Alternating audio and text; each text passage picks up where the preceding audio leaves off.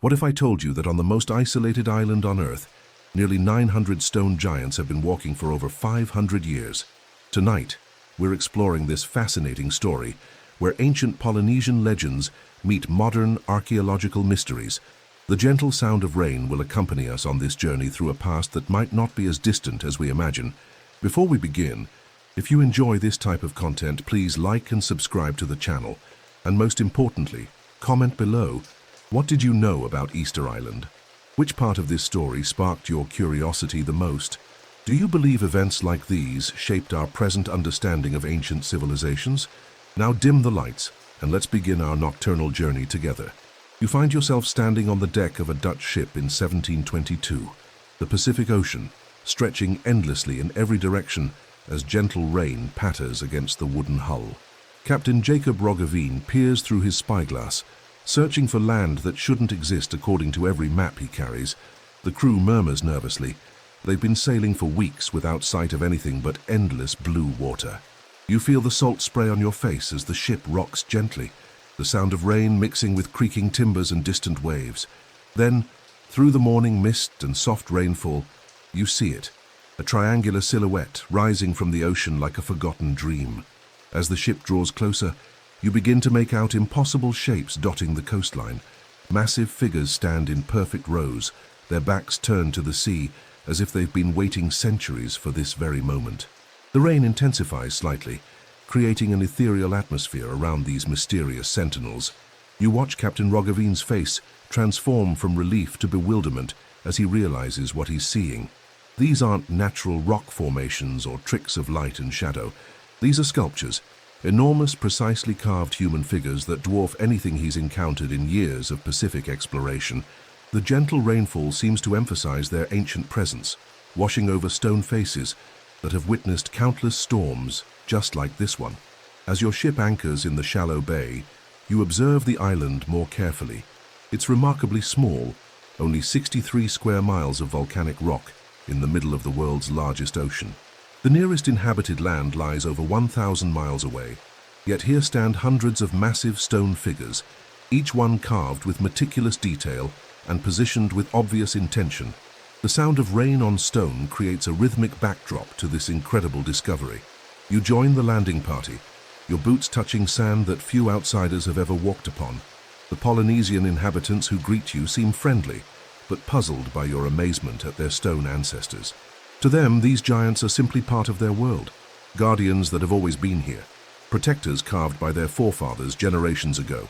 Through gestures and broken communication, you learn their name for these figures, Moai. Walking among them for the first time, you feel dwarfed by their scale and presence. Some tower nearly 30 feet high, their elongated faces gazing inland with expressions both serene and watchful, highlighting every carved detail. The prominent noses, the thin lips, the elongated earlobes that speak of a sophisticated artistic tradition. But as you explore further, you begin to notice something puzzling. These statues aren't clustered around the quarry sites where they were obviously carved. Instead, they're scattered across the island in careful formations, positioned on ceremonial platforms called ahu that line the coastline and dot the interior landscape. Each moai sits exactly where it was intended to be, yet the logistics of moving such massive sculptures across this terrain seem impossible. You run your hand along the smooth basalt surface of one statue, feeling the precision of ancient tools in every curve and angle. The rain creates tiny rivulets down the stone face, making it appear almost alive, as if tears of memory are flowing from eyes that have seen centuries pass. The craftsmanship is extraordinary, requiring not just artistic skill, but engineering knowledge that challenges assumptions about ancient capabilities. Standing there in the gentle rainfall, surrounded by these silent giants, you begin to understand why this moment in 1722 would launch centuries of speculation and investigation. Captain Roggeveen and his crew have just encountered one of humanity's most enduring mysteries, massive stone sculptures positioned across an isolated island with no apparent means of transportation, no written records of their creation, and no clear explanation for their purpose or placement. You realize you're witnessing the beginning of a mystery that will captivate explorers, archaeologists, and dreamers for the next 3 centuries. These moai hold secrets that challenge everything we think we know about ancient engineering, transportation, and the capabilities of isolated island civilizations.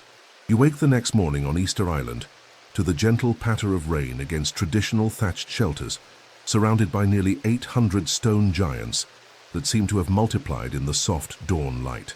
Walking among them in the early hours, you begin to comprehend the true scope of what the Rapa Nui people accomplished on this remote speck of land in the Pacific Ocean.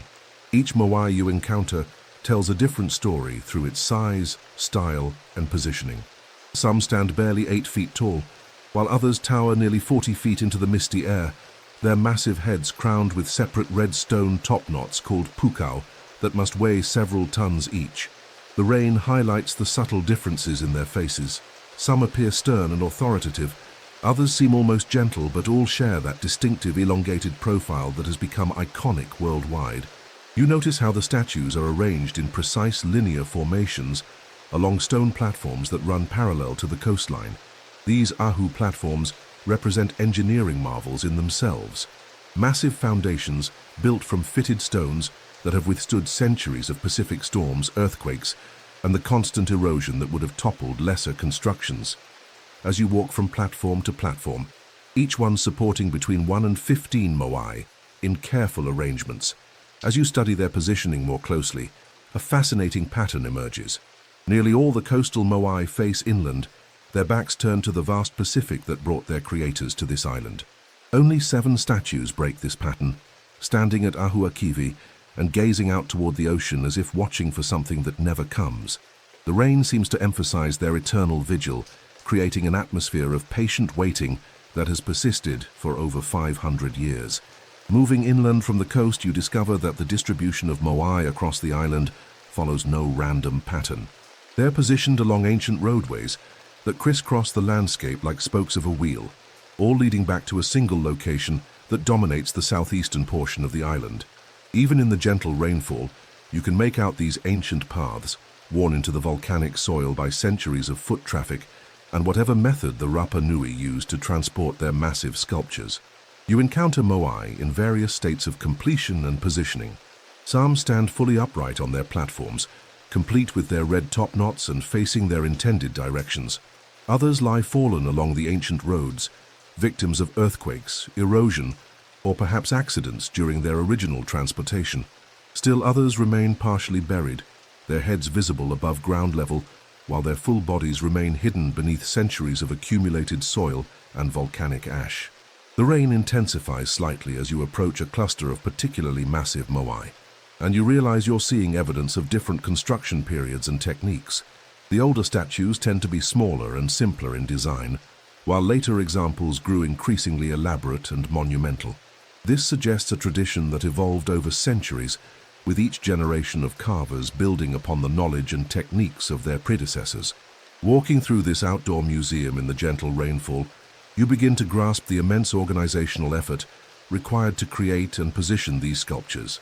Each moai represents hundreds of hours of skilled carving, followed by the seemingly impossible task of transportation across difficult terrain to specific predetermined locations.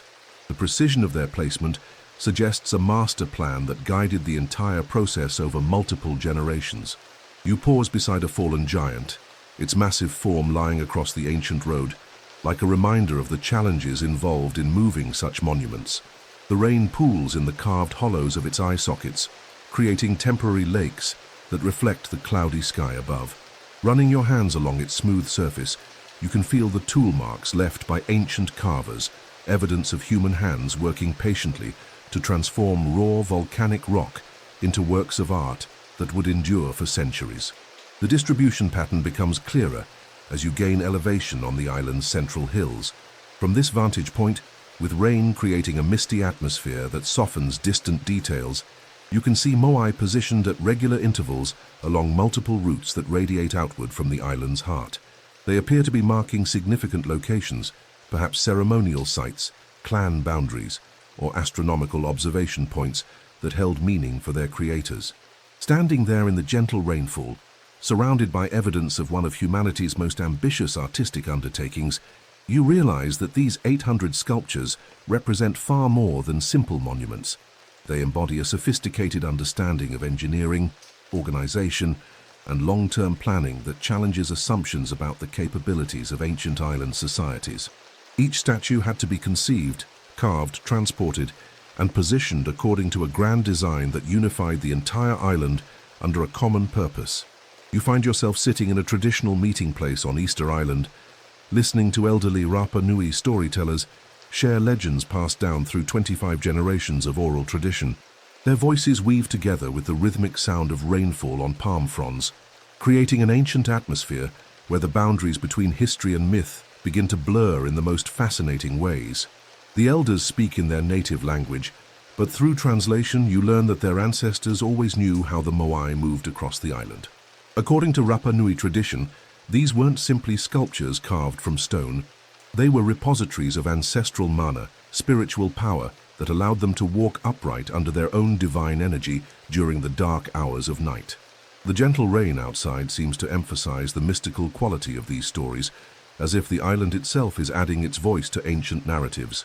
You discover that the Rapa Nui people trace their origins to legendary navigator Hotu Matua, who led his people across thousands of miles of open Pacific Ocean using only the stars, wave patterns, and bird flight paths for navigation.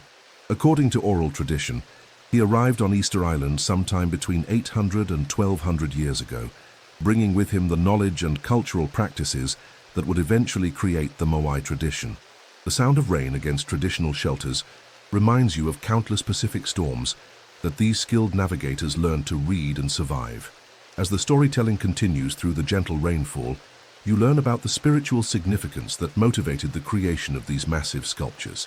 The Moai weren't created for decoration or artistic expression, but served as physical manifestations of deceased ancestors who continued to watch over their living descendants.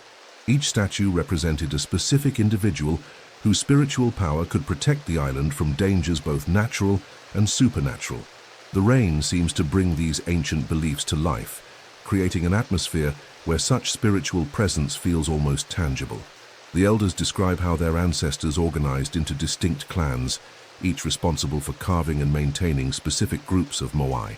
These weren't random family units, but sophisticated social organizations with specialized roles, territorial boundaries, and ceremonial responsibilities that guided island life for centuries. You learn that the positioning of statues often marked clan territories or sacred sites that held specific meaning within the complex web of Rapa Nui society.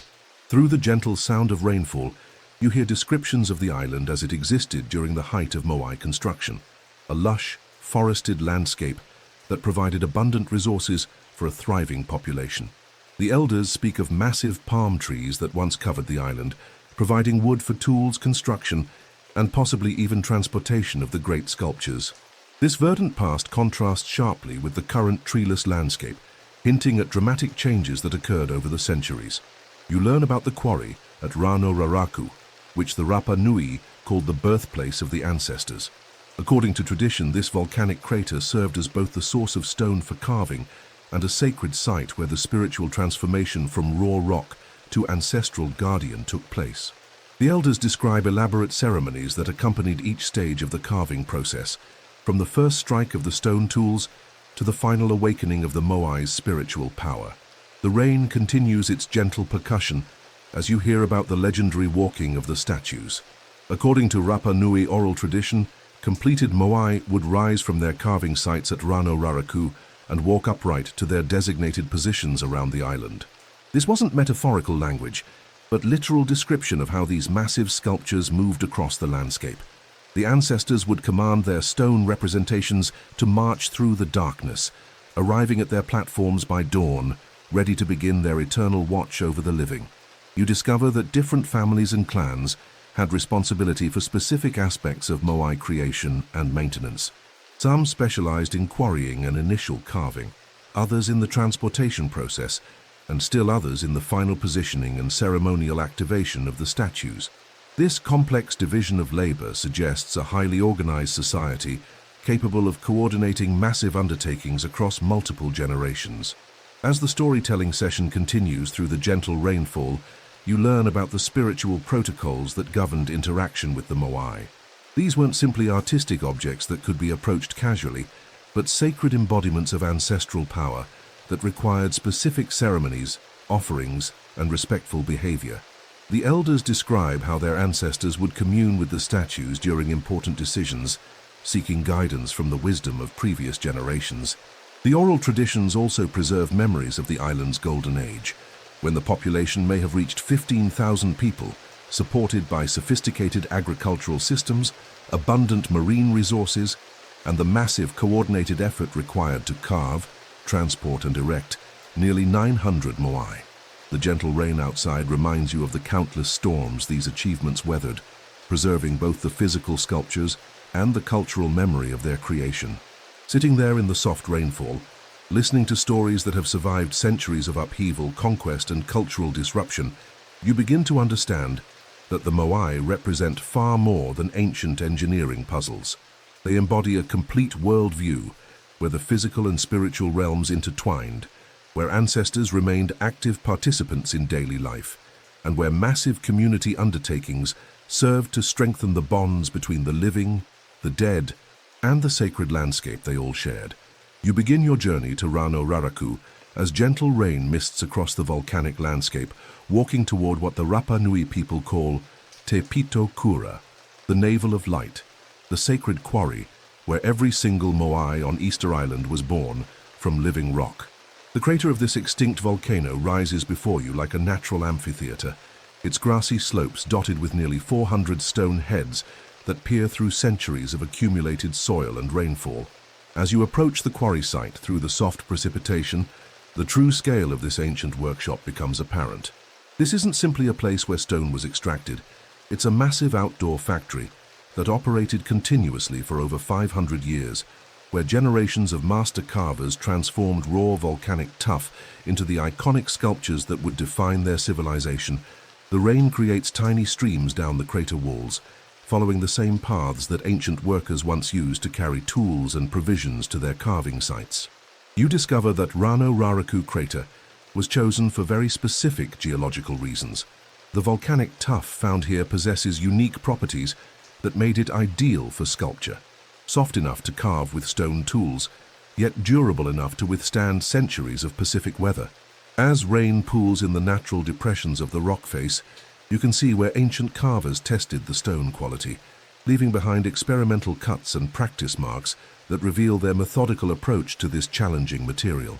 Walking among the partially buried Moai that dot the crater's slopes, you realize you're seeing only the heads of much larger sculptures.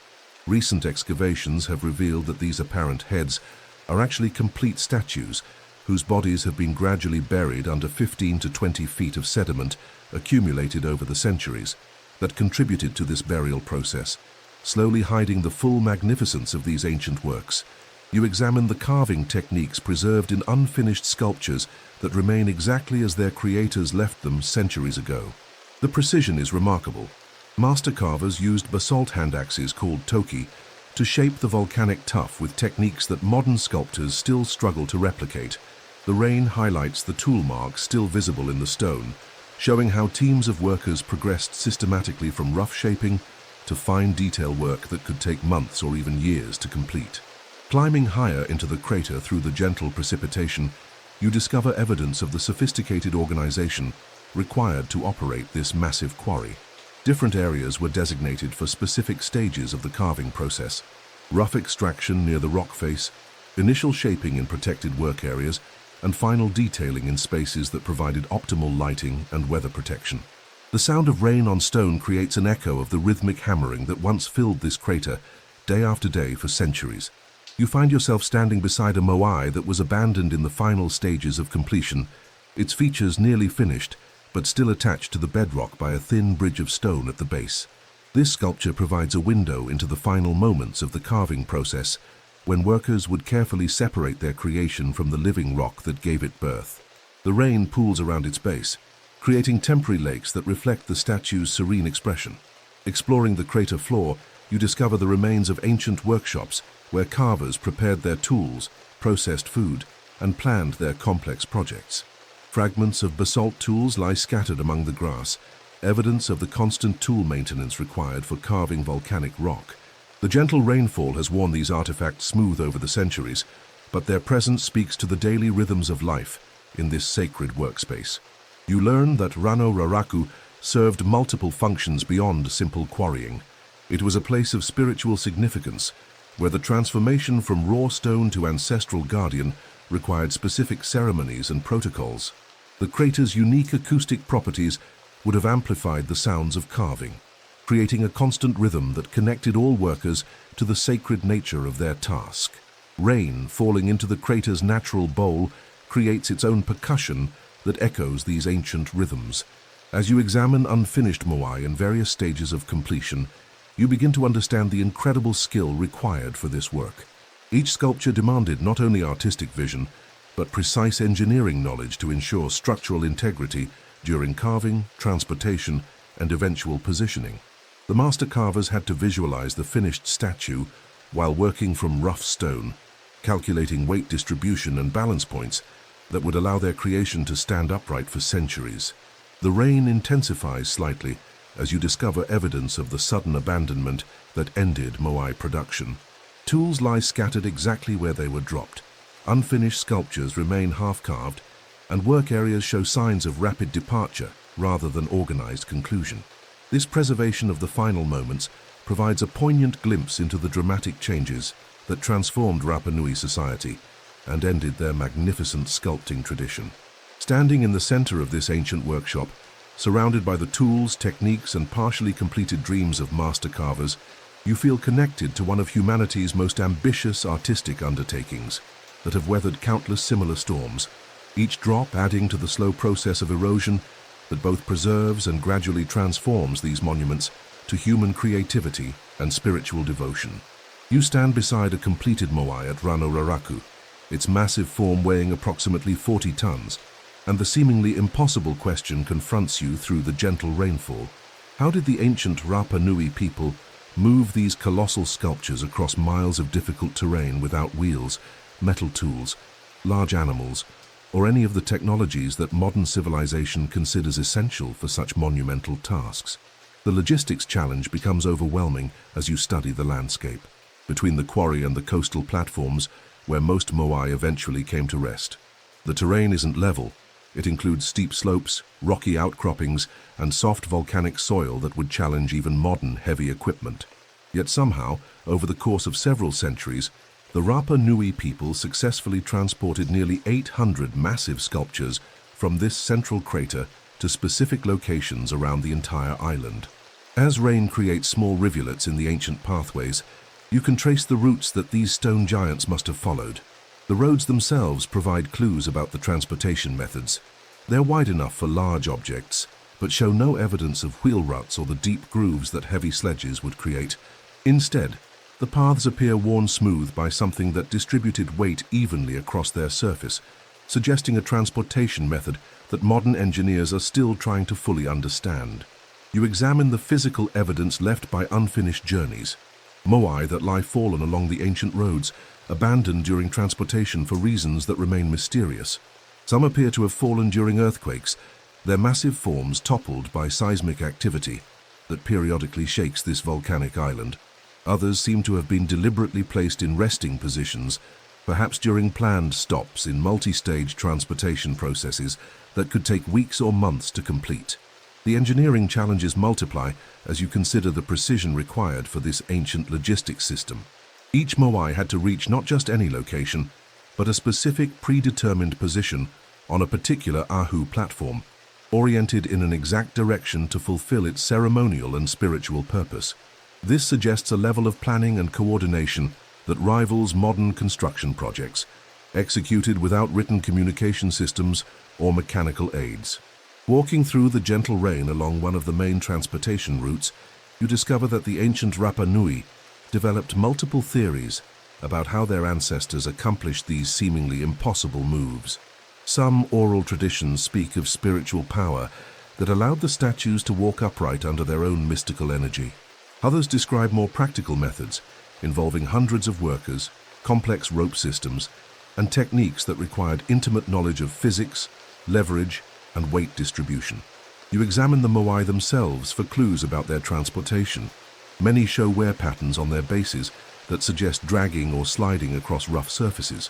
Others display rope wear marks around their necks and heads, indicating that complex pulley and leverage systems were used to control their movement. The gentle rainfall highlights these ancient wear patterns, making them more visible against the weathered stone surfaces. The mathematical calculations involved in moving 40-ton sculptures become staggering as you work through the physics. Without metal tools, the Rapa Nui had to create rope systems from plant fibers that could bear enormous loads without breaking. Without wheels, they had to devise methods that could overcome friction and distribute weight across soft volcanic soil. Without large animals for pulling power, they had to organize human labor on a scale that would challenge modern project managers. Standing beside a particularly massive Moai during the gentle rainfall, you realize that transportation was only one part of a much larger engineering challenge. These sculptures also had to be precisely positioned on their platforms, some of which stand 15 feet above ground level. This required sophisticated lifting techniques that could raise 40 tons of stone to significant heights while maintaining perfect control over positioning and orientation. You discover evidence that different-sized Moai required different transportation methods.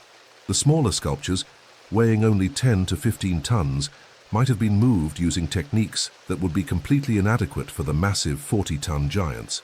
This suggests that the Rapa Nui people developed increasingly sophisticated transportation technologies over the centuries, constantly improving their methods to handle larger and more complex sculptures. The rain continues as you study the distribution pattern of fallen Moai along the ancient roads. Their positions aren't random.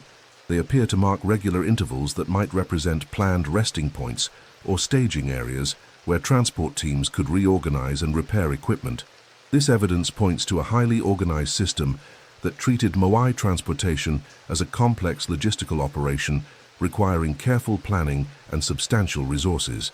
Walking back toward Rano Raraku through the gentle precipitation, you begin to appreciate that the transportation of these massive sculptures represents one of ancient engineering's greatest puzzles. The Rapa Nui people somehow developed techniques that allowed them to move enormous weights across difficult terrain, using only the materials and technologies available on a small, isolated island. Their methods remain partially mysterious, despite centuries of investigation, standing as testament to human ingenuity and determination that challenges our assumptions about ancient capabilities. You join a team of American and Chilean researchers on Easter Island as gentle rain falls around their experimental setup, where modern science attempts to unlock the ancient secrets of Moai transportation through hands-on recreation of techniques that might have allowed these massive sculptures to walk across the volcanic landscape, just as Rapa Nui oral traditions have always claimed.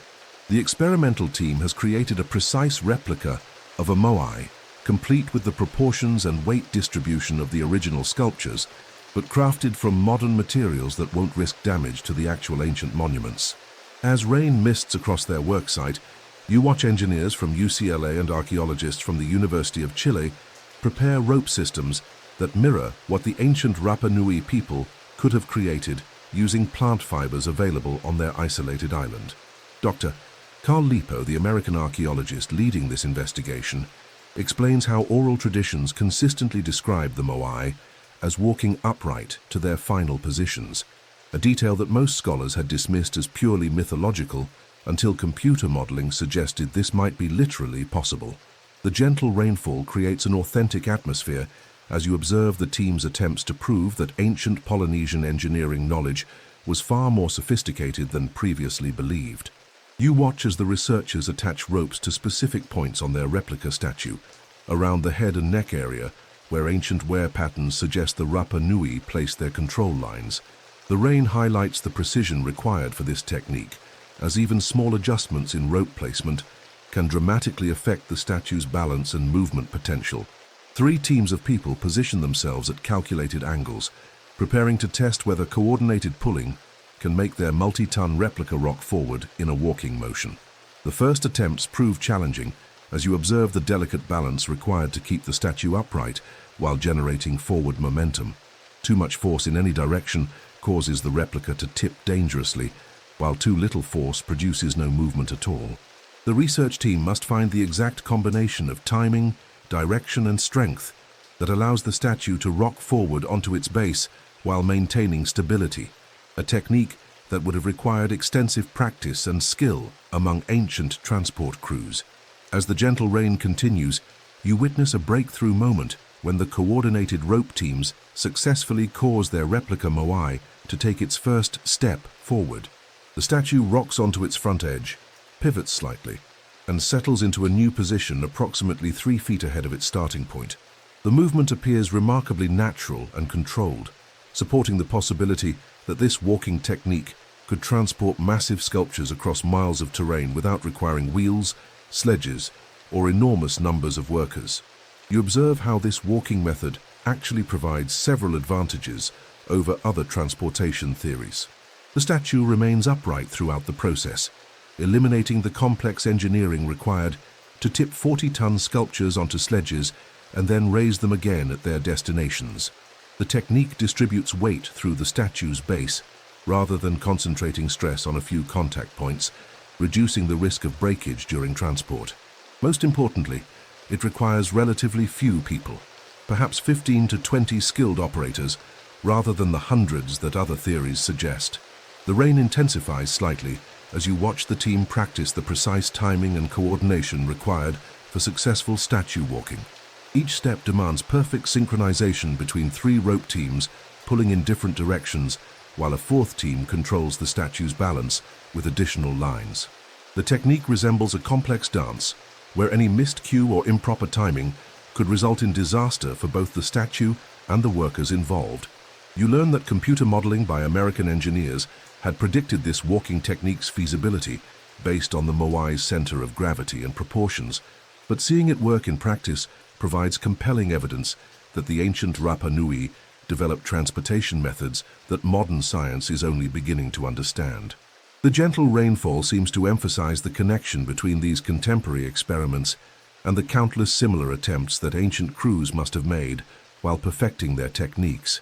As the experimental session continues through the soft precipitation, you observe how different surface conditions affect the walking process.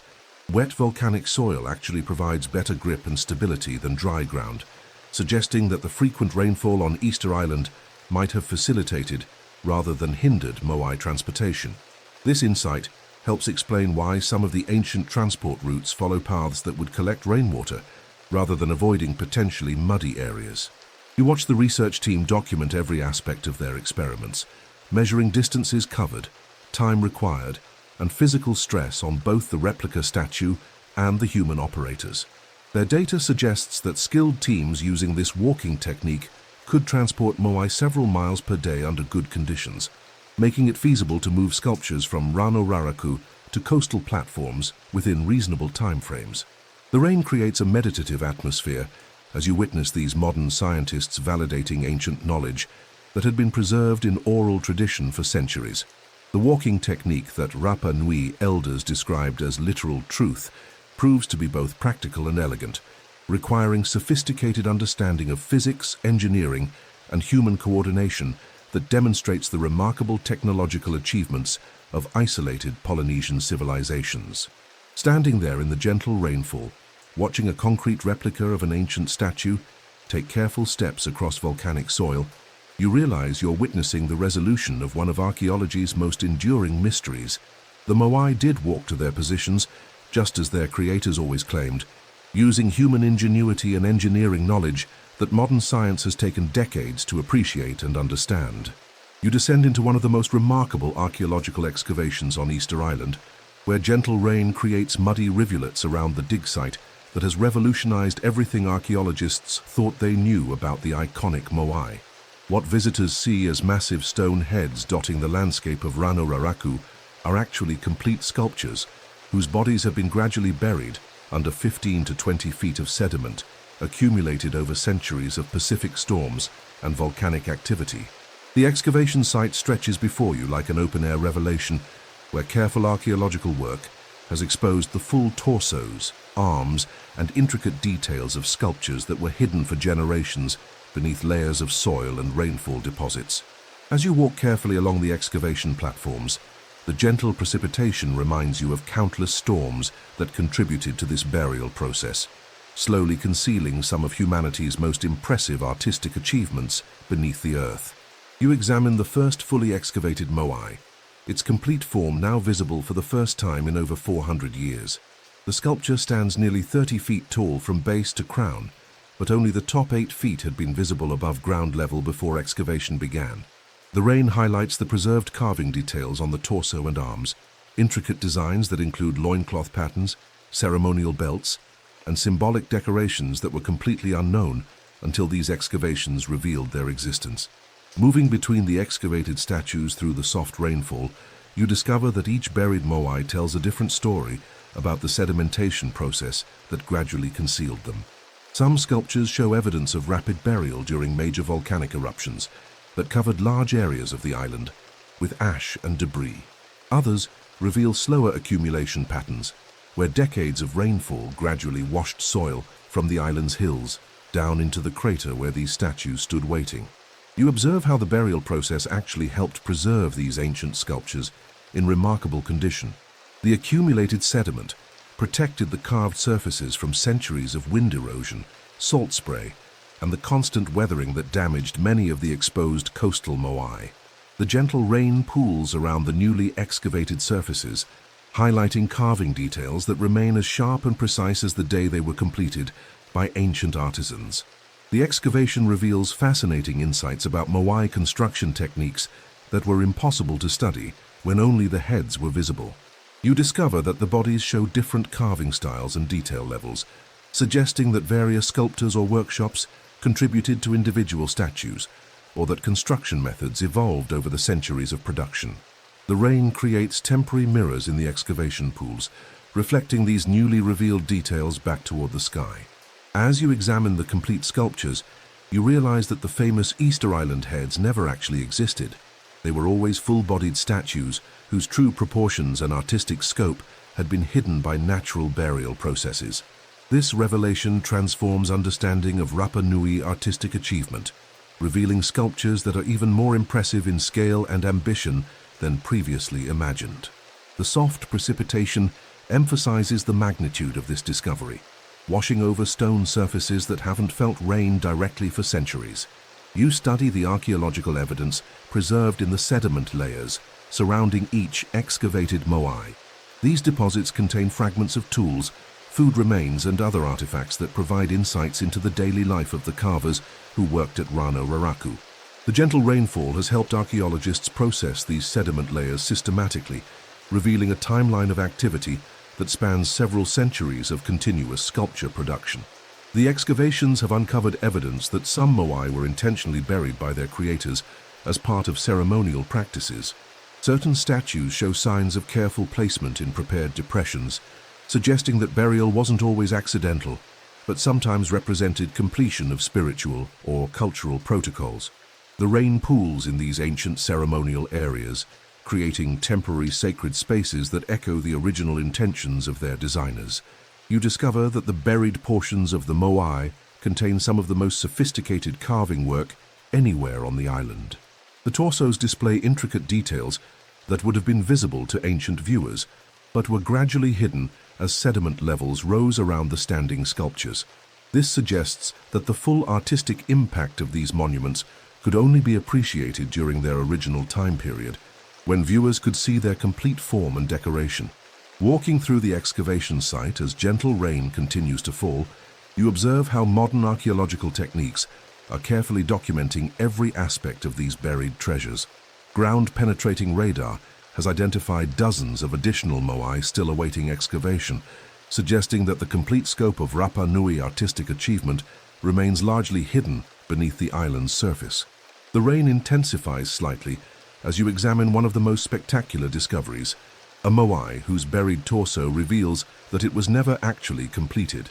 The sculpture shows clear transitions between finished and rough-carved areas, providing insights into ancient construction sequences and the sudden abandonment that ended the Moai carving tradition.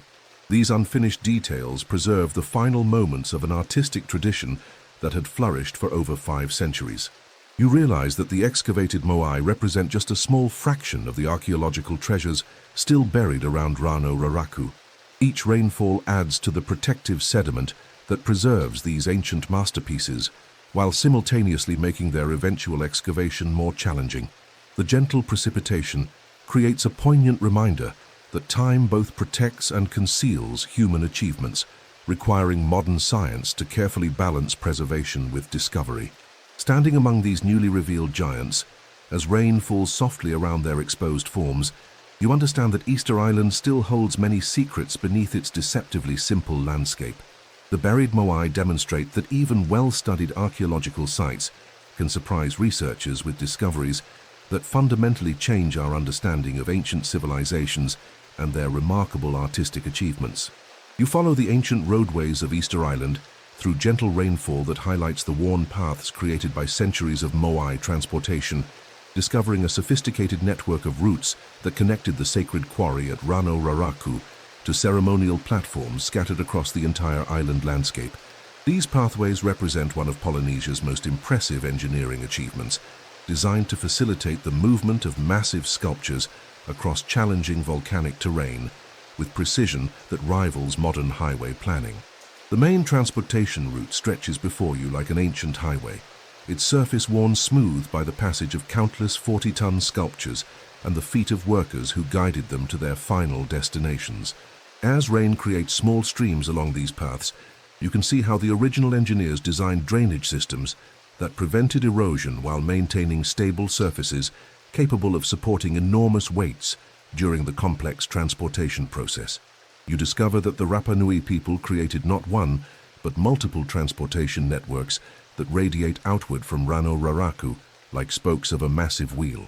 Each route was carefully planned to serve specific coastal platforms and inland ceremonial sites, with grades and curves calculated to minimize the physical stress on both the sculptures and the transport teams.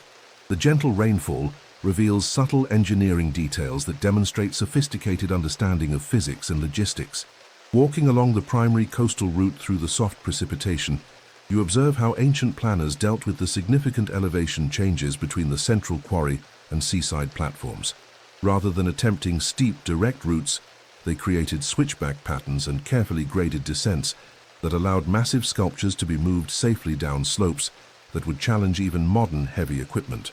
The rain highlights these thoughtful engineering solutions, carved permanently into the volcanic landscape. You examine the junction points where multiple transportation routes converge, discovering evidence of sophisticated traffic management systems that allowed multiple Moai transport operations to proceed simultaneously without interference. These intersections include wider areas where transport teams could pass each other and staging areas where sculptures could rest during complex multi-day journeys across the island. The gentle rainfall pools in these ancient rest stops, creating temporary lakes that reflect the engineering ingenuity of their designers. The pathways reveal fascinating insights about the organization required to coordinate massive transportation projects over several centuries. You discover that different routes show evidence of use during different time periods, suggesting that the Rapa Nui people continuously refined and improved their transportation networks based on experience and changing needs. Some paths show signs of repair and maintenance that demonstrate long-term planning and resource allocation spanning multiple generations. As rain continues to trace the ancient routes, you notice how the pathway design takes advantage of natural landscape features to minimize engineering challenges. The routes follow ridgelines where possible to avoid steep grades, curve around natural obstacles rather than attempting to overcome them, and utilize natural drainage patterns to prevent water damage during the frequent Pacific storms that sweep across the island. You study the evidence of planned stopping points along the major routes where transport teams could rest and reorganize during extended journeys. These locations weren't chosen randomly, but represent carefully selected sites that provided shelter, water access, and favorable terrain for the complex process of restarting movement of 40-ton sculptures. The gentle rainfall emphasizes how weather considerations influenced every aspect of Moai transportation planning. The ancient road system demonstrates remarkable standardization that suggests central planning authority capable of coordinating construction across the entire island. Road widths, surface preparations, and engineering solutions show consistent approaches that indicate unified design standards, rather than individual trial-and-error development. This level of coordination implies sophisticated governmental or religious authority that could mobilize resources for island-wide infrastructure projects. You discover that some transportation routes include mysterious branch paths that lead to locations where no Moai were ever positioned. These secondary pathways might have served as emergency routes, alternatives during bad weather, or access roads for maintenance and ceremonial activities related to the transported sculptures.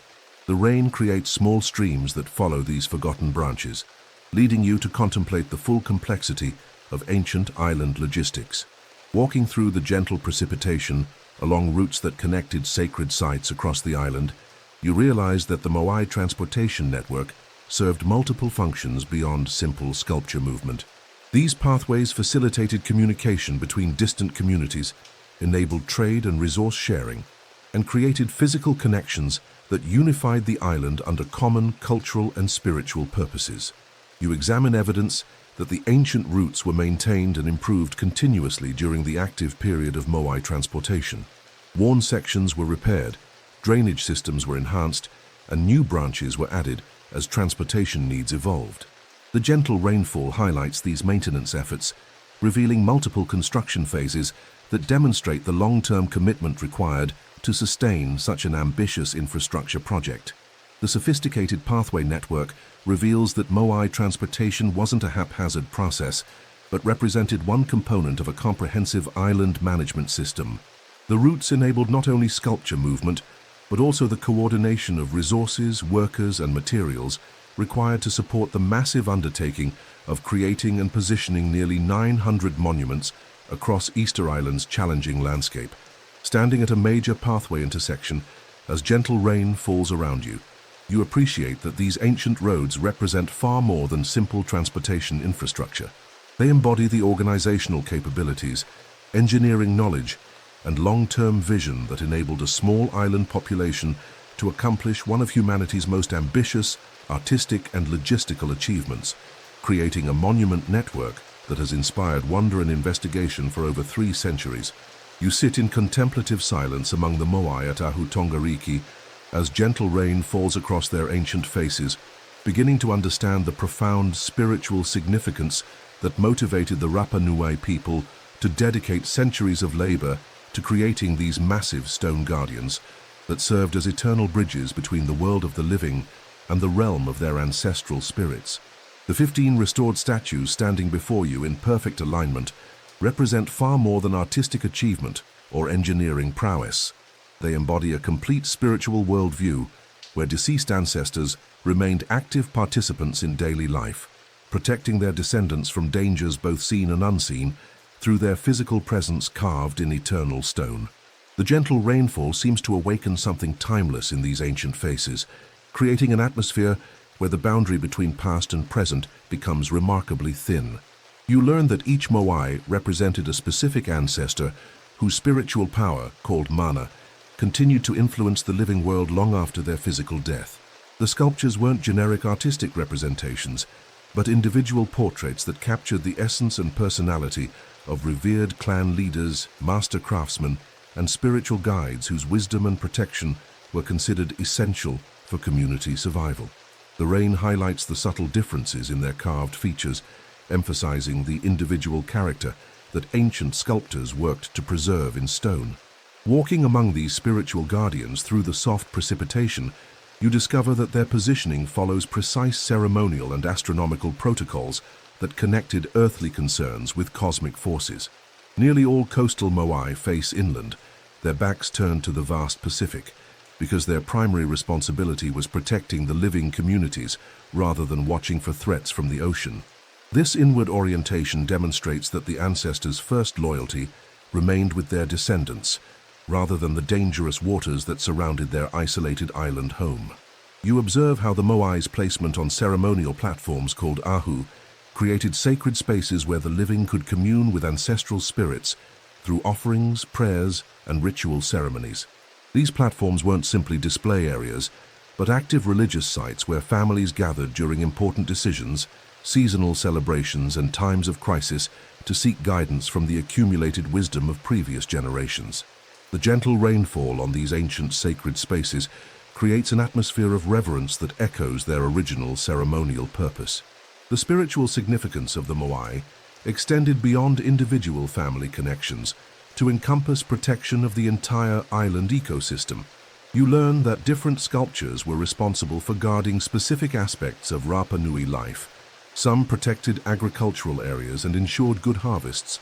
Others watched over fishing grounds and maintained abundant marine resources, while still others safeguarded fresh water sources and prevented natural disasters from devastating the island community. As rain continues to fall around these stone ancestors, you discover that the massive undertaking of Moai creation served to strengthen social bonds and spiritual connections within Rapa Nui society. The years-long process of carving, transporting, and positioning each sculpture required unprecedented cooperation between different clans and communities, creating shared experiences and common purposes that unified the island under collective spiritual and cultural identity. You examine the red stone top knots called pukao that crown many of the restored Moai, learning that these weren't simple decorative elements, but represented the spiritual crowns worn by living chiefs and priests. The effort required to quarry these massive red cylinders from a separate location and position them precisely atop 40-foot sculptures demonstrates the importance of maintaining proper spiritual protocols, even for the most challenging aspects of monument construction. The gentle rainfall reminds you of countless ceremonies that took place around these ancient guardians, where families brought food offerings, performed traditional chants, and conducted rituals that maintained active relationships with their ancestral protectors. These weren't occasional observances, but regular spiritual practices that kept the Moai alive and engaged with contemporary concerns through continuous ceremonial attention and respect. You learn that the ancestors represented by the Moai possessed different spiritual specializations and areas of expertise that reflected their accomplishments during life. Master navigators continued to guide ocean voyages and fishing expeditions. Skilled craftsmen protected toolmaking and construction projects, while spiritual leaders maintained their roles as intermediaries between the human and divine realms even after their transformation into stone guardians. Walking through the gentle precipitation among these eternal watchers, you begin to understand how the Moai served as physical manifestations of Rapa Nui beliefs about death, memory, and the continuing influence of previous generations on contemporary life. Rather than viewing death as final separation, the island culture maintained that properly honored ancestors became more powerful in their stone forms, freed from physical limitations but retaining all their knowledge, wisdom, and protective instincts. You discover that the spiritual power attributed to the Moai influenced every aspect of island life, from agricultural decisions to marriage arrangements to the timing of major construction projects. Families consulted their stone ancestors before making important choices, interpreting weather patterns, bird behavior, and other natural signs as messages from the sculptured guardians who watched over their daily activities with supernatural perception and divine authority. The rain intensifies slightly as you contemplate how these ancient spiritual beliefs created one of humanity's most remarkable artistic traditions. The Moai represent the physical embodiment of love, respect, and continuing connection between generations, separated by death, but united through carved stone that transforms ancestors into eternal guardians capable of protecting their descendants across centuries of challenges and changes. Standing among these spiritual giants as gentle rainfall washes over their ancient faces, you realize that the true mystery of Easter Island isn't how these massive sculptures were created and positioned, but how a small, isolated community developed such profound spiritual beliefs that they willingly dedicated centuries of labor to maintaining physical connections with their ancestral guardians who continue watching over the island even today. You witness the gradual transformation of Easter Island through gentle rainfall that now falls on a landscape dramatically different from the lush, forested paradise that once supported the ambitious Moai construction projects. By the 17th century, the island's ecosystem had collapsed under the pressure of deforestation, overpopulation, and resource depletion that would ultimately bring an end to the magnificent tradition of carving and transporting massive stone ancestors across the volcanic terrain. Standing where ancient palm forests once towered above the current grassland, you can envision the island as it existed during the height of Moai production, covered with massive trees that provided essential resources for tools, construction, transportation, and daily survival. Archaeological evidence suggests that Easter Island once supported the world's largest palm forest, with trees reaching heights of over 80 feet and providing the structural materials that made large-scale sculpture transportation feasible through sophisticated rope and lever systems. The gentle rain highlights the stark contrast between past abundance and present scarcity as you walk across treeless hills that once supported dense woodland ecosystems. You discover that the deforestation process wasn't sudden, but occurred gradually over several centuries, as the island population grew and demand for wood resources exceeded the forest's ability to regenerate. Each generation cut slightly more trees than the previous one, creating a slow-motion ecological disaster that nobody recognized until it became irreversible. You examine the evidence of how tree depletion directly impacted Moai transportation capabilities.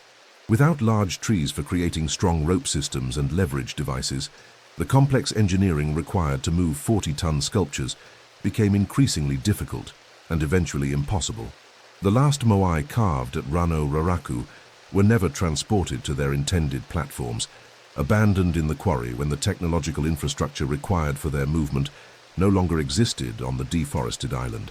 As rain falls on the exposed volcanic soil, you contemplate how the ecological collapse triggered social and political upheaval that transformed Rapa Nui civilization beyond recognition. Competition for dwindling resources led to conflicts between different clans and communities that had previously cooperated in massive Moai construction projects. The shared spiritual and cultural purposes that unified island society for centuries gave way to territorial disputes and resource wars that made coordinated artistic undertakings impossible. You discover evidence of the dramatic population changes that accompanied ecological collapse.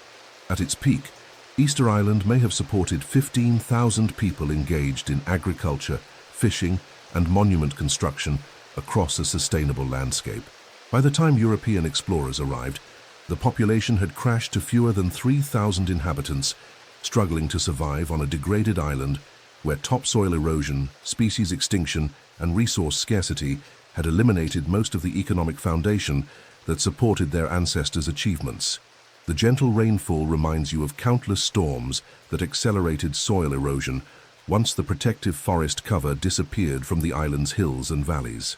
Without tree roots to stabilize volcanic soil, each rainstorm washed away precious topsoil that had taken centuries to accumulate, further reducing the island's agricultural productivity and creating a downward spiral of environmental degradation that made recovery increasingly difficult. Walking through areas where archaeological evidence reveals former agricultural terraces and irrigation systems, you witness how the collapse affected every aspect of island life. The sophisticated farming techniques that once produced food surpluses, capable of supporting non-productive specialists like master carvers and transportation crews, were abandoned as survival became the primary concern for families struggling with environmental degradation and social conflict. You examine the remains of fortified settlements and defensive structures that appeared during the final centuries of Moai production, evidence of increasing warfare and social breakdown that replaced the cooperative spirit required for monumental construction projects. These defensive installations represent a fundamental shift from the peaceful, unified society that created nearly 900 sculptures to fragmented communities more concerned with protection from their neighbors than collaboration in shared artistic endeavors. As the gentle precipitation continues, you contemplate how the end of Moai transportation marked more than just the conclusion of an artistic tradition. It represented the collapse of an entire worldview and social system that had sustained island civilization for over 5 centuries. The spiritual beliefs that motivated massive community investments in ancestral monuments gave way to more immediate concerns about physical survival and resource competition that left little energy for maintaining connections with stone guardians. You discover that some clans attempted to continue Moai production even as the ecological and social foundations crumbled around them. The final sculptures carved at Rano Raraku show signs of rushed completion and simplified decoration, suggesting that master carvers tried to maintain their traditions despite deteriorating conditions. However, Without the infrastructure required for transportation, these last Moai remained stranded in the quarry where they were carved, silent witnesses to the end of an era. The rain pools in the foundations of abandoned structures that once housed thriving communities during Easter Island's golden age, creating temporary lakes that reflect the dramatic changes wrought by ecological collapse and social breakdown. You realize that the island's transformation serves as a sobering example of how even sophisticated civilizations can destroy their environmental foundations and lose the technological capabilities that enabled their greatest achievements. Standing among the abandoned Moai at Rano Raraku, as gentle rainfall continues to fall, you witness the poignant end of one of humanity's most ambitious artistic traditions. These final sculptures represent not just unfinished art projects, but the dreams and spiritual aspirations of communities that could no longer sustain the massive cooperative efforts required to transform carved stone into ancestral guardians positioned across their sacred island landscape. You understand that the collapse of Moai production wasn't caused by external invasion or natural disaster, but by the cumulative effects of unsustainable resource use and social breakdown that transformed a thriving civilization into struggling survivors on a degraded island. The gentle rain continues to fall on both the magnificent achievements and tragic limitations of human ambition, washing over monuments to both extraordinary capability and ecological failure that would define Easter Island's legacy for centuries to come.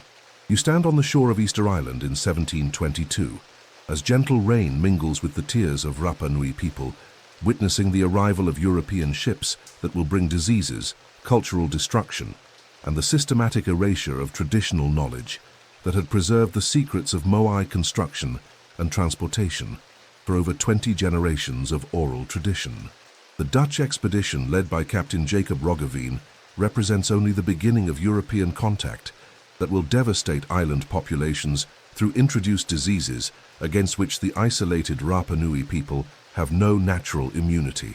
As rain falls on the beach where first contact occurs, you observe how seemingly friendly initial exchanges mask the biological catastrophe that will reduce the island population by over 90% within the next century and a half of intermittent European contact. You witness how the introduction of smallpox, tuberculosis, and other Old World diseases spreads rapidly through communities that had been isolated from such pathogens for over 1,000 years. The gentle rainfall seems to carry contagion itself, as families that had maintained Moai carving knowledge for centuries succumb to illnesses that had never existed on their remote island. Master craftsmen, transportation specialists, and spiritual leaders die before they can pass their expertise to younger generations, creating irreversible breaks in the chain of traditional knowledge. Following the devastating impact of disease through the soft precipitation, you observe how cultural disruption compounds the biological disaster as European contact introduces new technologies, beliefs, and social systems that undermine traditional Rapa Nui society. The spiritual worldview that motivated Moai construction for centuries comes under attack from Christian missionaries who condemn ancestral worship as paganism and actively work to destroy the cultural foundations that sustained monument-building traditions. You witness the horror of systematic slave raids that remove entire generations of young adults from Easter Island, decimating the population and eliminating many of the most knowledgeable practitioners of traditional arts and crafts. The gentle rain seems to wash away memories as ships carry away over 1,000 Rapa Nui people to work in Peruvian mines and plantations, leaving behind an elderly population that struggles to maintain cultural traditions without the physical strength and mental energy required for complex undertakings. As the gentle rainfall continues, you observe how the few survivors who eventually return from slavery bring back additional diseases and cultural disruption that further destabilizes the remaining island population. These returnees often carry different religious beliefs, altered social loyalties, and traumatic experiences that make it difficult to reintegrate into traditional community structures that had already been severely damaged by population loss and cultural suppression. You discover how the systematic destruction of traditional knowledge affects every aspect of Moai-related expertise. The complex engineering techniques required for sculpture transportation are forgotten when the master specialists die without apprentices to carry on their skills, The spiritual protocols that governed Moai placement and activation are abandoned when Christian conversion eliminates the ancestral worship that motivated such practices. Even basic carving techniques begin to disappear, as surviving craftsmen lack the social support and cultural incentives necessary to maintain their abilities. Walking through abandoned villages in the gentle precipitation, you witness how European contact transforms the physical landscape as well as the cultural environment. Traditional agricultural systems collapse when population decline makes maintenance impossible, while introduced grazing animals damage archaeological sites and accelerate erosion of both topsoil and cultural monuments. The rain highlights the deterioration of ancient platforms and sculptures that lack proper maintenance for the first time in their centuries-long existence. You observe how the introduction of written languages paradoxically contributes to the loss of oral traditions that had preserved detailed knowledge about Moai construction methods. As younger Rapa Nui people learn to read and write in Spanish or English, they often abandon the complex memorization techniques that had maintained traditional knowledge for generations, assuming that important information would be recorded in books that unfortunately never document the practical engineering details of their ancestors' achievements. The gentle rainfall seems to echo the tears of elders who realize they are witnessing the end of cultural traditions that had defined their people's identity for over 5 centuries. You sit with the last knowledgeable masters as they desperately attempt to pass on fragments of traditional wisdom to anyone willing to listen, but the social disruption and population collapse make it impossible to maintain the complex apprenticeship systems that had once ensured continuity of specialized knowledge across generations. You witness how economic changes introduced by European contact eliminate the social foundations that supported traditional craftsmanship. The subsistence economy that had allowed communities to support non-productive specialists like master carvers gives way to a cash-based system focused on livestock ranching and export agriculture that provides no place for maintaining ancient artistic traditions or monument construction capabilities. As the gentle rain continues to fall on a transformed island landscape, you observe how well-meaning European anthropologists and archaeologists arrived too late to document the traditional knowledge that might have explained Moai construction methods. By the time scientific interest develops in Easter Island's monuments, most of the practical expertise has already disappeared, along with the cultural contexts that gave such knowledge meaning and application. The precipitation creates rivulets that seem to wash away the last traces of traditional life, as you witness the final conversations between elderly Rapa Nui people who still remember fragments of their ancestors' achievements. These conversations occur in whispers and secret gatherings, hidden from European authorities, who discourage traditional practices and encourage complete cultural assimilation that will eliminate the remaining connections to the island's magnificent past. Standing in the gentle rainfall that has witnessed both the creation and destruction of one of humanity's most remarkable artistic traditions, you realize that European contact represents not just demographic catastrophe, but the systematic erasure of knowledge systems that modern science is still struggling to reconstruct and understand centuries after their disappearance from living memory. You join Norwegian explorer Thor Heyerdahl on Easter Island in 1955 as gentle rain falls around his archaeological expedition, marking the beginning of serious scientific investigation into the construction methods and cultural significance of the Moai that had remained mysterious since European contact nearly destroyed traditional knowledge over 2 centuries earlier. Heyerdahl's team represents a new approach to understanding Easter Island's monuments through systematic archaeological investigation, combined with experimental attempts to recreate ancient techniques using only the tools and materials available to the original Rapa Nui people. As rain mists across their carefully planned excavation sites, you observe how modern science begins the slow process of reconstructing knowledge that had been preserved in oral tradition for centuries before European contact eliminated most traditional expertise. You watch Heyerdahl's team conduct the first scientific experiments in Moai carving, working with elderly Rapa Nui consultants who still retained fragments of traditional knowledge passed down through families that had somehow maintained connections to their ancestral practices despite decades of cultural suppression. The gentle rainfall creates an authentic atmosphere as you witness the collaboration between European archaeologists and indigenous knowledge keepers attempting to bridge centuries of lost understanding. The experimental carving session reveals both possibilities and limitations, as you observe 6 Rapa Nui men working with traditional stone tools to shape a small moai at Ranoraraku. Despite having limited knowledge of ancient techniques, they successfully demonstrate that basalt hand axes can effectively carve volcanic tuff, completing a 6-foot sculpture in just 3 days of intermittent work. The soft precipitation highlights their precise movements as they recreate ancestral skills that hadn't been practiced for over 2 centuries. You follow Heyerdahl's investigation of Moai transportation theories as his team attempts various methods for moving massive sculptures across the island landscape. Their experiments with wooden sledges, rolling logs, and complex rope systems provide valuable insights, while also revealing the enormous organizational challenges that ancient transport operations must have overcome. The gentle rain adds authenticity to these recreation attempts, creating conditions similar to those that ancient crews would have faced during their own transportation projects. As the archaeological expedition continues through the soft precipitation, you witness the discovery of numerous artifacts and structural remains that had been overlooked by previous casual investigations.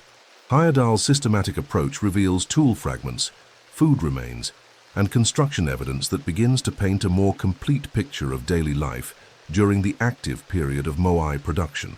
The rain helps wash centuries of accumulated dirt from these archaeological treasures, revealing details that illuminate ancient construction methods. You observe how Heyerdahl's work attracts international attention to Easter Island's archaeological significance, bringing resources and expertise that enable more sophisticated investigation techniques than had previously been possible. The gentle rainfall seems to awaken global interest in understanding how isolated Polynesian communities accomplished such remarkable engineering and artistic achievements without access to technologies that other civilizations considered essential for monumental construction. The expedition's documentation methods represent a revolutionary approach to Pacific archaeology as you watch team members carefully map, photograph, and catalog every aspect of their discoveries. Unlike earlier visitors who focused mainly on the dramatic visual impact of the Moai, Heyerdahl's scientists recognize that understanding these monuments requires analyzing the complete cultural and technological context that made their creation possible. You join the team's investigation of Rapa Nui oral traditions, working with island elders to collect and preserve stories that might contain historical information about Moai construction methods. The gentle rain creates an intimate atmosphere for these conversations as elderly consultants share fragments of traditional knowledge that their families had secretly maintained despite generations of cultural suppression and European pressure to abandon ancestral practices. As the scientific investigation expands through the soft precipitation, you witness how Heyerdahl's discoveries challenge prevailing theories about Pacific Island capabilities and cultural development.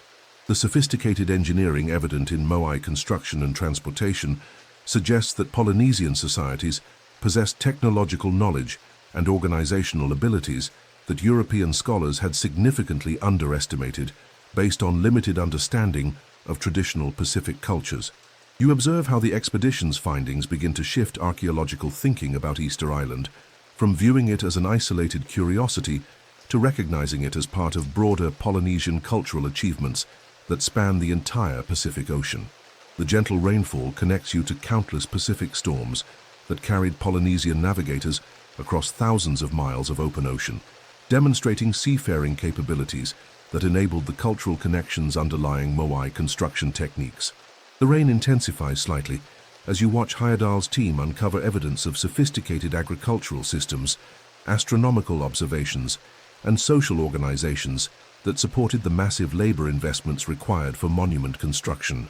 These discoveries reveal that Moai creation wasn't an impractical obsession, but represented logical expressions of cultural values and spiritual beliefs within societies that possessed the technological and social infrastructure necessary for such ambitious undertakings. You witness how Heyerdahl's scientific approach establishes methodologies and research questions that will guide Easter Island investigations for decades to come. His systematic documentation creates baseline information that enables future researchers to build upon initial discoveries, while his experimental techniques demonstrate the value of combining archaeological evidence with practical recreation attempts using traditional materials and methods. Standing in the gentle rainfall among the Moai that Heyerdahl's expedition helped bring back to scientific attention, you realize that his work represents the beginning of modern understanding about Easter Island's achievements. While many questions remain unanswered, his systematic investigation launched the scientific rediscovery of knowledge systems that had seemed permanently lost following the cultural catastrophes of European contact. The soft precipitation continues to fall on monuments that are finally receiving the serious scientific investigation they deserve, washing over ancient stone faces that witnessed both the height of Polynesian artistic achievement and the tragic loss of knowledge that modern archaeology is still working to reconstruct and appreciate. You witness the transformation of Easter Island archaeology in the 21st century, as gentle rain falls on high-tech equipment that reveals hidden secrets beneath the island's surface through ground-penetrating radar, LiDAR scanning, and three-dimensional imaging technologies that can peer through centuries of accumulated soil without disturbing the ancient monuments themselves. The sophisticated scanning equipment operated by international research teams creates detailed maps of subsurface features that were completely invisible to previous generations of archaeologists. As rain mists across the electronic sensors, you observe how modern technology discovers dozens of additional Moai still buried around Rano Raraku, some positioned in formations that suggest ceremonial arrangements never documented in traditional archaeological surveys. You follow researchers using ground-penetrating radar to examine the internal structure of existing Moai, discovering that several sculptures contain hollow chambers and carved details that were completely unknown until non-invasive scanning revealed their existence. The gentle precipitation creates perfect conditions for electronic equipment that can now map internal features without requiring destructive excavation that might damage these irreplaceable ancient artworks. As the high-tech investigation continues through the soft rainfall, you witness the discovery of previously unknown petroglyphs carved into Moai surfaces that had been invisible to naked eye examination. Digital imaging techniques can enhance faded carvings and reveal symbols that provide new insights into the spiritual and cultural meanings that motivated monument construction. These hidden decorations include astronomical symbols, clan markers, and ceremonial designs that expand understanding of Moai significance beyond simple ancestral representation. You observe how thermal imaging conducted from aircraft reveals the outline of ancient roads and structures that are impossible to detect from ground level. The gentle rain actually enhances these thermal signatures by creating temperature differentials that highlight buried archaeological features, demonstrating how modern weather conditions can aid high-technology investigation methods in ways that early researchers never anticipated. The scanning technology reveals that Easter Island's archaeological landscape is far more complex than previously understood, with underground chambers, hidden passages, and buried structures that suggest sophisticated architectural achievements beyond the visible Moai monuments. As rain pools above these hidden features, you realize that centuries of investigation have only scratched the surface of what the Rapa Nui people accomplished during their cultural golden age. You join teams using advanced dating techniques to establish more precise chronologies for Moai construction, discovering that monument building occurred in distinct phases over several centuries, with different periods showing varying levels of activity and artistic sophistication. The gentle rainfall provides optimal conditions for collecting soil samples and organic materials that enable radiocarbon dating with unprecedented accuracy and detail. Three-dimensional laser scanning creates complete digital models of individual Moai that preserve every surface detail in electronic form, protecting this information against future weather damage, earthquakes, or other threats to the physical monuments. As rain highlights surface textures during the scanning process, you witness the creation of permanent digital archives that will enable future researchers to study these sculptures with microscopic precision, even if the originals suffer deterioration. You discover how spectroscopic analysis of Moai stone reveals previously unknown information about quarrying techniques, tool materials, and construction sequences that expand understanding of ancient engineering methods. The technology can identify specific volcanic sources for different sculptures, and trace the evolution of carving techniques across the centuries of monument production. The gentle precipitation creates ideal atmospheric conditions for conducting precise measurements that require stable environmental conditions. Underwater archaeology techniques reveal that the coastline around Easter Island holds additional archaeological treasures submerged by rising sea levels since the time of active Moai construction. As rain falls into the ocean waters, you observe how underwater scanning discovers platforms, tools, and possibly even complete sculptures that were lost to coastal erosion over the centuries since their creation. The rain continues as you witness how satellite imagery analysis reveals landscape patterns that suggest Easter Island once supported much larger populations and more extensive agricultural systems than previously estimated. The technology can detect ancient field boundaries, irrigation channels, and settlement patterns that are invisible from ground level but clearly visible from space when analyzed using specialized imaging techniques. You observe how DNA analysis of human remains discovered during archaeological excavations provides insights into the population genetics and migration patterns of the ancient Rapa Nui people. This biological evidence helps trace connections between Easter Island inhabitants and other Polynesian populations, revealing the cultural networks that enabled the spread of monument building techniques across the Pacific Ocean. As the gentle rainfall continues around the high-tech archaeological equipment, you witness how virtual reality reconstruction allows researchers to experience Easter Island as it existed during different historical periods. These digital environments combine archaeological evidence with environmental data to create immersive simulations that help scientists understand how ancient communities lived and worked in landscapes that have been dramatically altered by centuries of ecological and cultural change.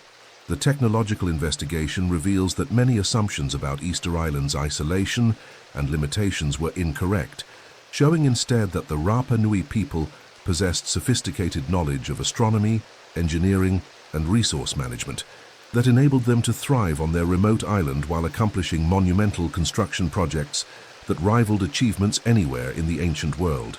You realize that modern technology is not just revealing new facts about Easter Island, but fundamentally changing how researchers understand the capabilities and achievements of ancient Polynesian civilizations. The gentle rain falls on equipment that can see through stone, peer beneath soil, and reconstruct vanished landscapes, opening new chapters in the investigation of one of humanity's most enduring archaeological mysteries. Standing among the Moai as rain falls softly around sophisticated sensors and scanning equipment, you witness the beginning of a new era in Easter Island research, where technology enables discoveries that would have been impossible using traditional archaeological methods alone.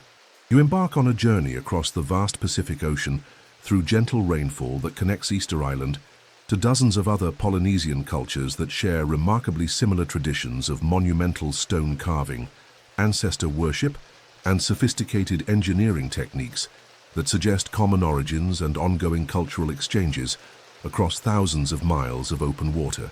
The rain creates a meditative atmosphere as you explore connections between Easter Island's Moai and the massive stone sculptures found throughout Polynesia, from the megalithic platforms of Tonga to the ancestral figures of the Marquesas Islands. Each culture developed distinctive approaches to honoring deceased leaders through permanent stone monuments that served similar spiritual and social functions within their respective communities.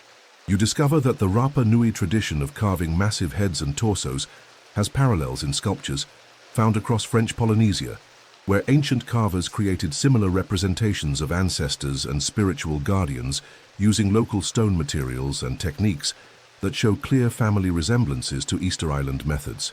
The gentle precipitation seems to carry these cultural connections across the ocean waters that both separated and linked these island communities. As you examine archaeological evidence from multiple Pacific islands through the soft rainfall, patterns emerge that suggest the Moai tradition didn't develop in isolation, but represented one expression of widespread Polynesian beliefs about ancestral power and the importance of maintaining physical connections between the living and the dead through carefully crafted stone monuments positioned at ceremonially significant locations. You trace the migration routes that carried Polynesian navigators from island to island across the Pacific, discovering how cultural practices like monument construction spread through networks of trade, intermarriage, and periodic voyaging that maintained connections between distant communities despite the vast oceanic distances that separated their island homes. The gentle rain echoes the countless Pacific storms that these skilled seafarers learned to navigate, using traditional knowledge passed down through generations of master navigators. The investigation reveals that Easter Island's isolation was never as complete as European observers assumed, with evidence suggesting that the Rapa Nui people maintained periodic contact with other Polynesian cultures throughout their history of monument construction. These connections enabled the exchange of artistic techniques, spiritual practices, and engineering knowledge that influenced the development of Moai carving and transportation methods over the centuries of active production.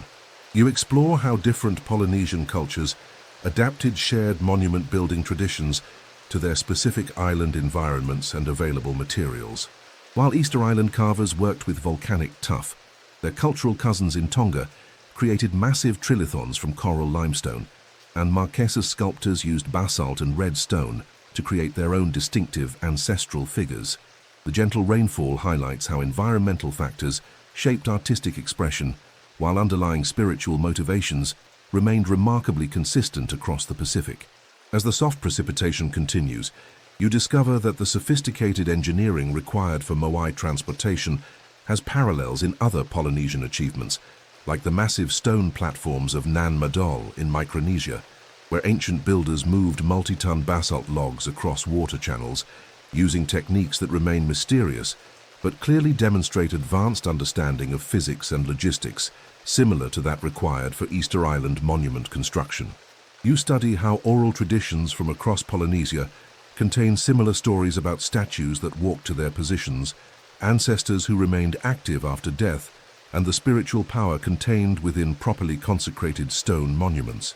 These shared narrative elements suggest that the Rapa Nui legends about walking Moai weren't unique inventions, but represented local expressions of widespread Polynesian beliefs about the relationship between physical sculptures and spiritual forces.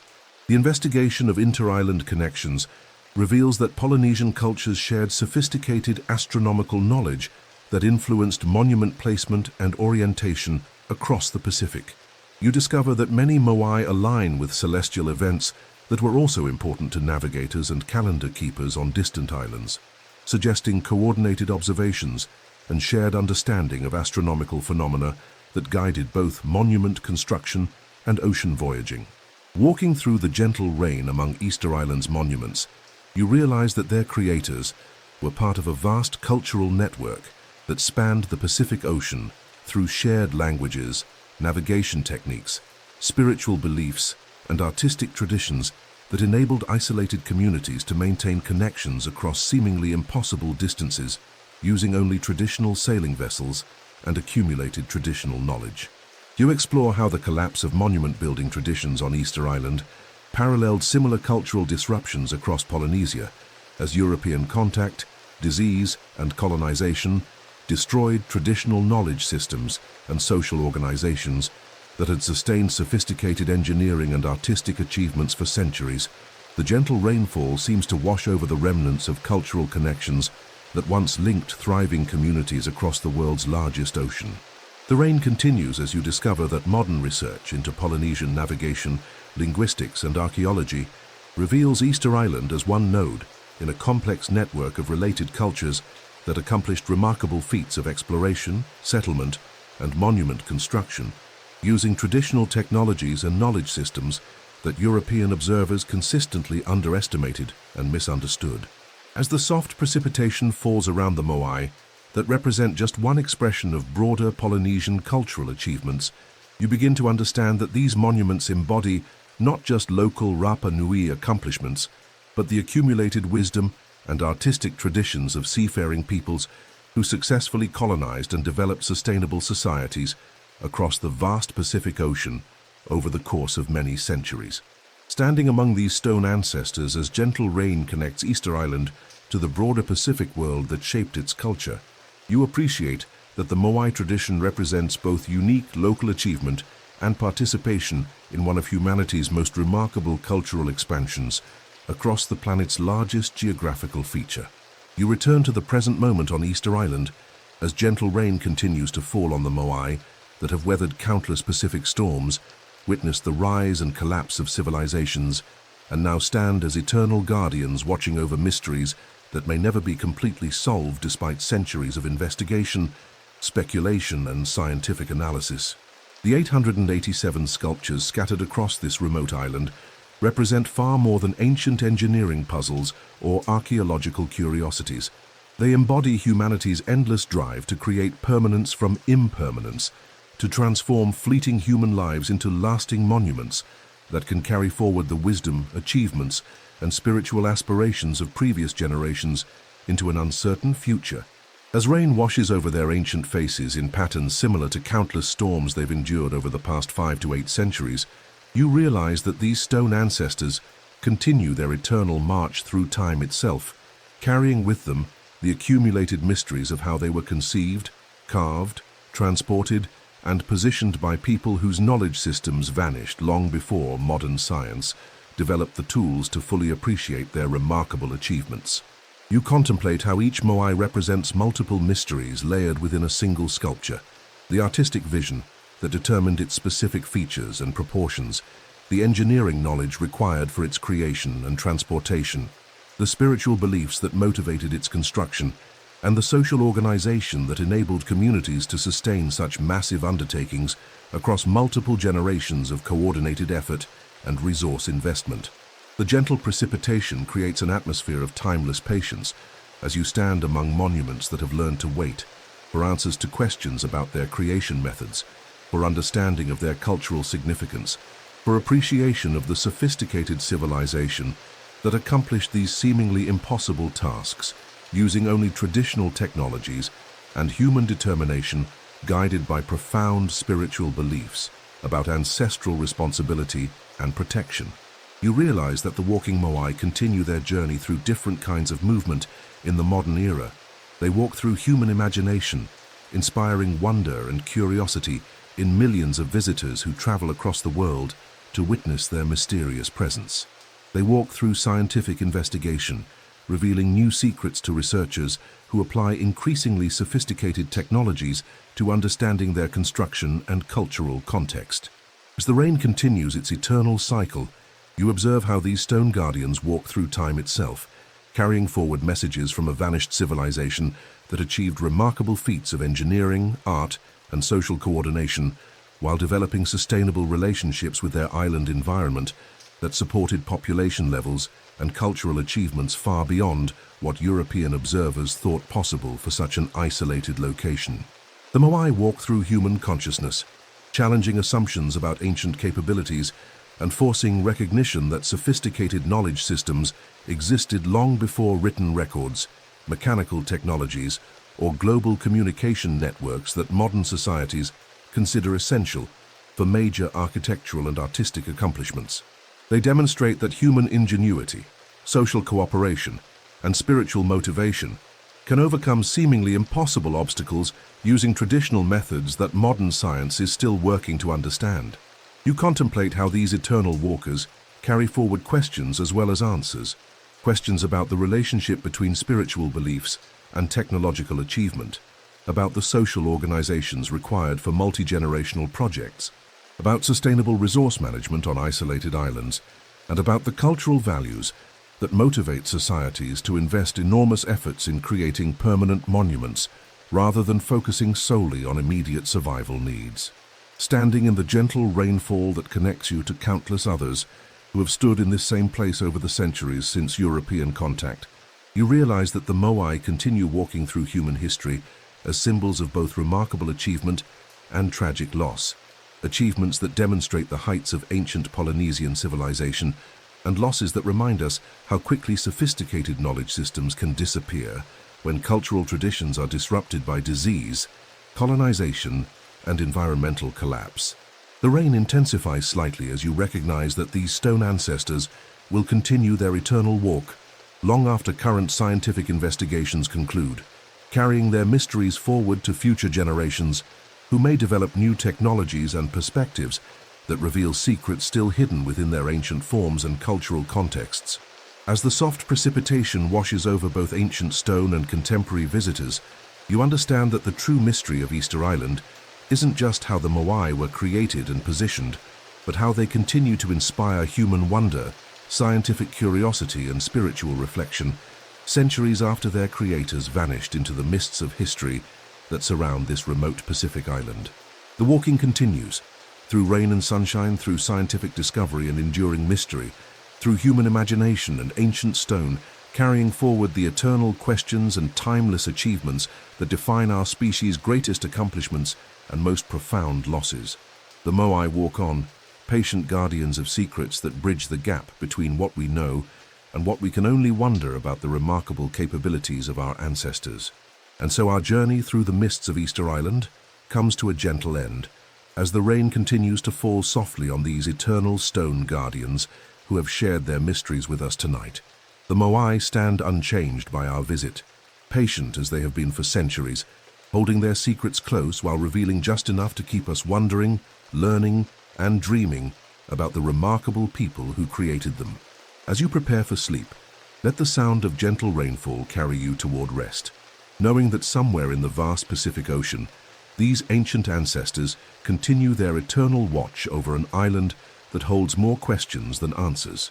The walking statues remind us that some mysteries are meant to be pondered rather than solved, experienced rather than explained, felt in our hearts rather than understood only in our minds.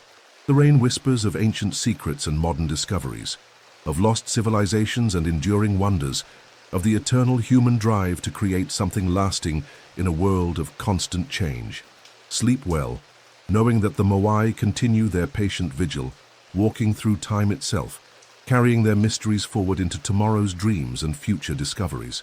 Let the gentle percussion of rainfall against your window echo the countless Pacific storms that have washed over Easter Island throughout the centuries, each drop a reminder that some questions are beautiful precisely because they remain unanswered, some achievements magnificent precisely because they seem impossible, and some mysteries perfect precisely because they invite us to keep wondering, exploring, and dreaming about the remarkable capabilities of human imagination, determination, and hope.